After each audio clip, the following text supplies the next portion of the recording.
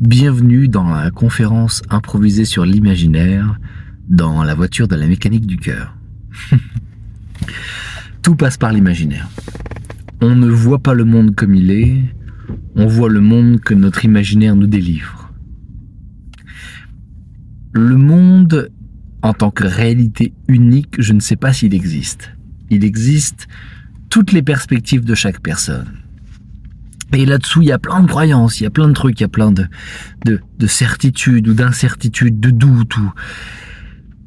Ça n'empêche que c'est le filtre à travers lequel on voit la vie. Et notre imaginaire, il est biaisé par des peurs profondes, du sens qu'on a donné quand on a vécu un caprice émotionnel à 3 ou 4 ans, du rejet, de l'abandon, du succès, de la réussite qu'on a vécu adolescent.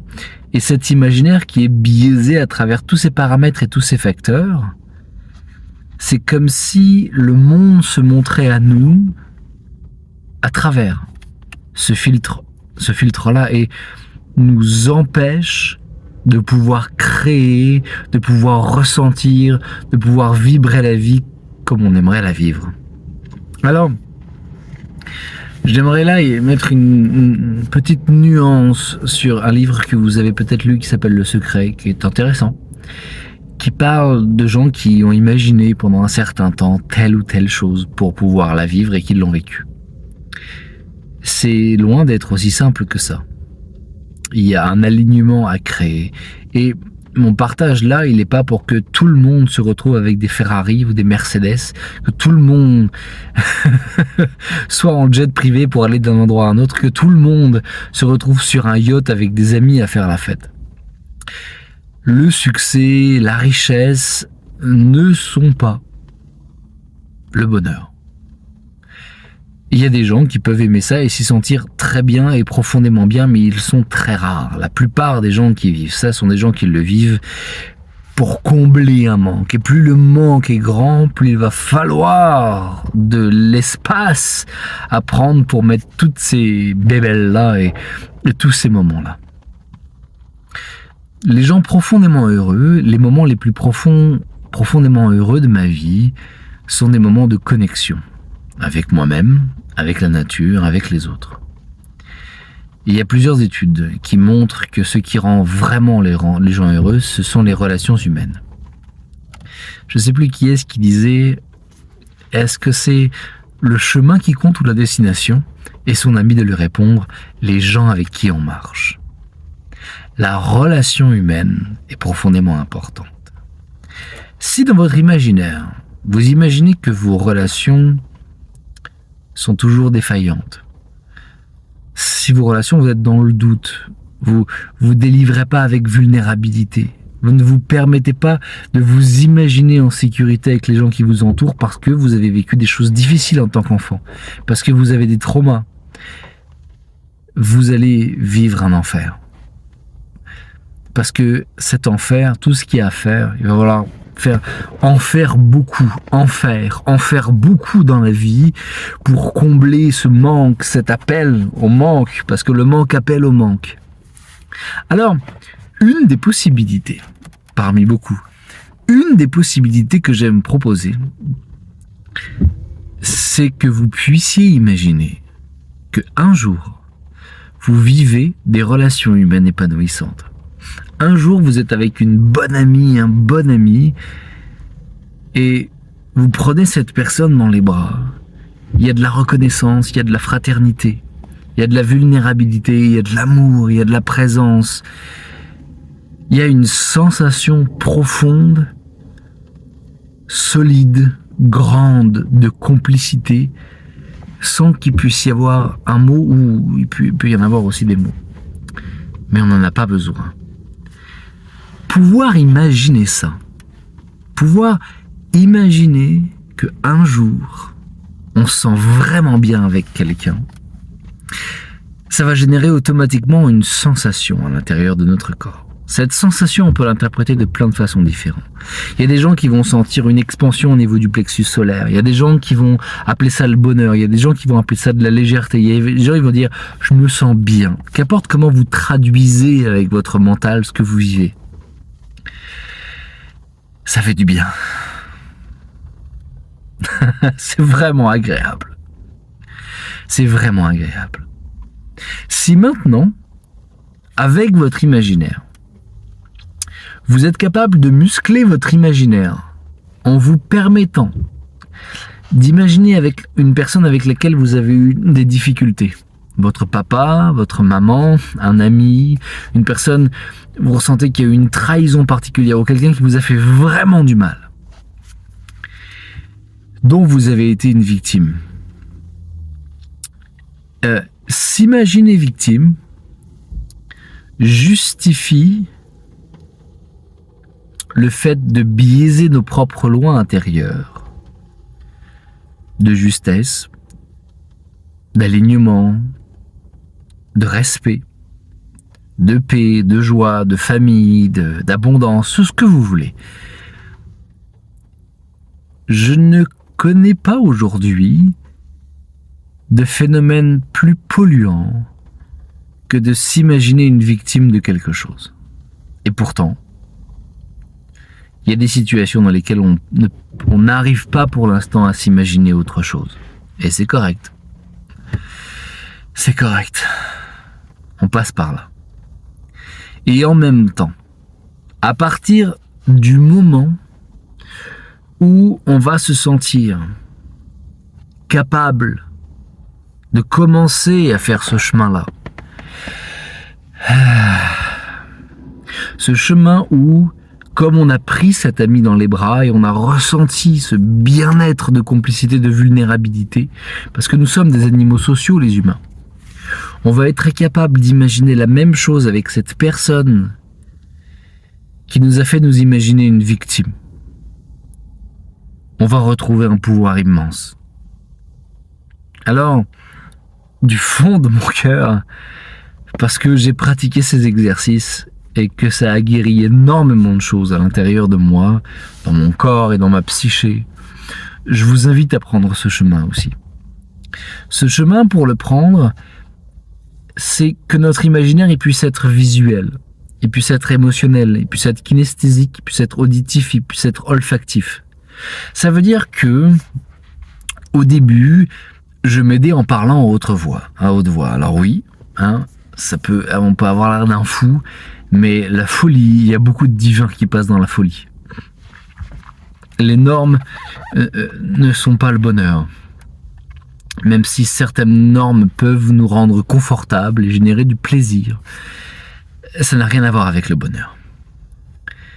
Alors je parlais haute voix, je fermais les paupières et je me disais « Ok, j'ai beaucoup de difficultés en ce moment à être bien avec cette personne. » Ça c'est vrai.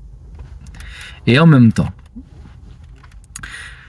j'aime imaginer qu'un jour, peut-être dans 20 ans, peut-être dans 30 ans, on a réussi à passer à travers tout un processus que j'ai pas besoin de comprendre. Et j'aime imaginer qu'un jour, on se regarde et dans notre regard, on comprend pourquoi on a vécu ce qu'on a vécu ensemble. Donc, en fonctionnant comme ça, on n'a pas besoin de se charger de dogmes ou de vérités particulières auxquelles on croit ou on ne croit pas. Pas besoin de s'embêter avec ça. On joue comme des enfants dans l'imaginaire. À partir du moment où j'arrivais à imaginer la personne plus âgée, avec des rides, avec la présence, et je sentais mon corps plus détendu, peut-être parfois après certains exercices de respiration ou d'emotional freedom technique ou d'auto-hypnose, j'étais capable enfin de m'imaginer face à cette personne, avec cette personne, bien avec cette personne. Et d'imaginer un dialogue. Donc je l'entends parler. J'entends son ton de voix qui dit « Je suis désolé. Je me rends bien compte que ce que j'ai fait, parce que j'avais peur, parce que j'étais pas compétent, parce que je savais pas comment faire. Je me rends bien compte que ce que j'ai fait, ça t'a fait du mal et j'en suis désolé. » Et de moi, de dire « J'imagine bien que si t'étais pas compétent, si t'avais peur, t'as fait de ton mieux. Et je te pardonne, c'est vrai que ça m'a fait mal, mais je vois bien qu'il y a une différence entre ce que tu es et ce qu'on fait. Et j'ai vraiment envie que ça se passe bien, que ce soit fluide. C'est mon utopie d'imaginer que les relations soient agréables. Alors j'imaginais ce dialogue-là et les odeurs, si on était dans une clairière ou si nous imaginions dans une gare, sur le bord d'un train, qu'importe, que ce soit le plus réel possible, jusqu'au moment où j'arrivais, je prenais cette personne dans les bras, je sentais son corps contre le mien, kinesthésique, je sentais son odeur, l'odeur de la gare ou de la clairière, j'entendais sa voix ou même ses pleurs ou son relâchement et les miens. Et être capable même à un moment donné, à travers le processus, de dire je t'aime et d'entendre je t'aime, un je t'aime sincère, vulnérable et profond. Et le soulagement que ça crée dans le corps, parce que qu'on imagine quelque chose ou qu'on le vive pour de vrai, le corps réagit de la même manière, parce que je vous le dis encore une fois, notre réalité traverse notre imaginaire. À partir du moment où on est capable de mettre un maximum de sens en action dans cet imaginaire-là, et qu'on joue le jeu à 100% et qu'on apprend à s'engager à 100% à l'intérieur de cet imaginaire-là, on ne vivra plus la même relation avec cette personne. C'est une certitude, il n'y a aucun doute. Je fais ça depuis plus de 10 ans. À chaque fois que la personne que j'accompagnais voulait bien se permettre d'imaginer qu'une relation qui était compliquée, difficile, conflictuelle, imagine ce genre de situation, à tous les coups, ça a été mieux ensuite. Beaucoup mieux ensuite. Parce que ça relâche les préjugés, ça relâche la vigilance qu'on a quand on est avec quelqu'un. Il se passe, Guillaume Duluth l'exprime très très bien dans son livre « Je suis un chercheur d'or ». C'est que c'est un gros livre très intéressant et très scientifique si vous avez envie de vous plonger là-dedans. Ça donne quelque chose qu'on sait tous, finalement, à l'intérieur de nous. C'est que quand on peut être vulnérable dans le dialogue avec quelqu'un, on sent comme chez nous, puis on se sent bien avec cette personne. Quand on se sent pas capable d'être vulnérable avec quelqu'un, il y a un personnage qui se met à jouer. Et il y a une boucle, une loupe qui se crée. Cette loupe qui se crée, c'est que si je m'imagine pas capable d'être en sécurité avec cette personne parce qu'il s'est passé quelque chose, ou même parfois que son odeur ressemble un peu à quelqu'un qui m'a fait du mal quand j'étais enfant, même si je m'en souviens plus très bien, l'inconscient interprète ça comme une menace. Et si j'imagine une menace d'une manière ou d'une autre, et c'est peut-être très très vigilant et très intelligent d'imaginer une menace, alors à ce moment-là, je ne serais pas capable de pouvoir être en vulnérabilité avec cette personne. Et c'est une bonne question à se poser. Est-ce que j'ai envie de choisir d'être vulnérable avec cette personne? Plus on va être capable de s'accompagner et être vulnérable avec les gens qui nous entourent, plus les gens qui nous aiment vont nous aimer pour qui on est vraiment, et les gens qui nous aiment pas vont simplement continuer leur route. La nature est faite de la même manière. Ce qui est supposé aller bien ensemble va bien ensemble, et ce qui est supposé tracer sa route et faire autre chose, ça s'organise comme ça. C'est les lois de l'univers. Alors, on va plonger dans les prochaines vidéos dans l'imaginaire et l'impact de cet imaginaire et la capacité à muscler cet imaginaire dans notre vie. Dans cette vidéo, dans ce moment ensemble, ce que j'avais envie de vous offrir, ce que l'enthousiasme avait envie de faire passer ce soir, là, entre vos mains, dans la capacité à muscler, à pratiquer ça, c'est d'imaginer que là où il y a eu des relations compliquées, conflictuelles, difficiles, vous puissiez vivre une relation agréable en imaginant cette personne avec, comme je l'ai nommé, l'odeur, le visuel, le kinesthésique, l'olfactif, l'auditif, et d'avoir le dialogue que vous avez à avoir avec cette personne-là au besoin jusqu'à ce que vous puissiez prendre cette personne dans les bras, vous sentir en confiance, en complicité, vraiment bien, à l'aise, agréable, vraiment confortable. C'est ma proposition. J'attends vos retours. Les personnes qui s'engagent sincèrement sur le chemin de la vie, qui savent écouter les outils qui vont être bons pour eux Et ces personnes-là, pour qui ça sonne juste ce que j'exprime, vont mettre en pratique les outils. Ceux et celles pour qui ça sonne pas juste, c'est correct, vous allez trouver d'autres enseignements qui sonneront juste pour vous et qui sont pour vous. Parce qu'on est tous différents. Et que ça passe dans la vie de plein de façons différentes et c'est parfait comme ça. Je vous souhaite une magnifique expérience. Le bonheur est, à mon avis, la seule raison de vivre. Et le bonheur est notre nature. Nous sommes des êtres empathiques. Nous sommes des êtres complices. Nous sommes des animaux sociaux. Et nous sommes des êtres spirituels en expérience sur cette planète. Et c'est simple. C'est pas compliqué. C'est concret. Et ça passe par le courage au moins d'être capable d'imaginer. D'imaginer que ça s'apaise, que ça circule. Et le courage de l'imaginer à l'intérieur de nous va nous permettre de le vivre à l'extérieur de nous. Ce qu'on n'est pas capable d'imaginer, ça se passera pas. Ça va prendre le courage de l'imaginer pour que ça arrive ensuite. Voilà, l'imaginaire est une boîte à outils extraordinaire. C'est l'interface entre le monde et nous et le monde. Et c'est un potentiel infini qui peut pourrir notre vie ou la rendre magnifique. Et encore une fois, avant de terminer, vous dire que vous perdez pas dans les bêtises de la visualisation pour avoir plus d'argent ou la relation amoureuse parfaite, parce que ça fonctionne pas vraiment. C'est pas ça qui vous rendra heureux. C'est la sensation profonde de vous sentir comblé qui va créer la vie que vous avez à avoir.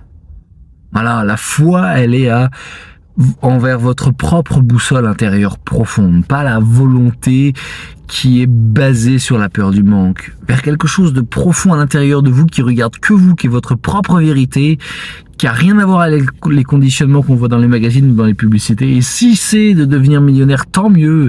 Et si c'est de partir en Inde pour vivre 6 mois en Inde, tant mieux. Et si c'est de devenir astronaute pour aller sur la Lune, tant mieux. Et si c'est d'être jardinier dans un phénomène de permaculture pour permettre à des gens de se nourrir sainement, tant mieux. Et si c'est d'être photographe pour un magazine, tant mieux. Nous sommes toutes les parties d'un très grand puzzle qu'on n'arrive même pas à comprendre. Et c'est parfait comme ça. Ça se passera pas dans la compréhension, ça se passera dans le ressenti. Vous sentir comblé, c'est un début, c'est une étape pour que le bonheur puisse vous amener sur son chemin. Je vous souhaite le meilleur et à bientôt pour les prochaines vidéos.